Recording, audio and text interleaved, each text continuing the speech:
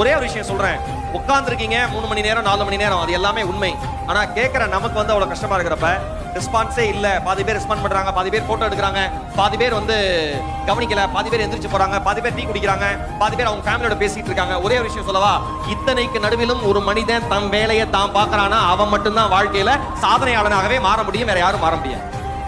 Simple logic.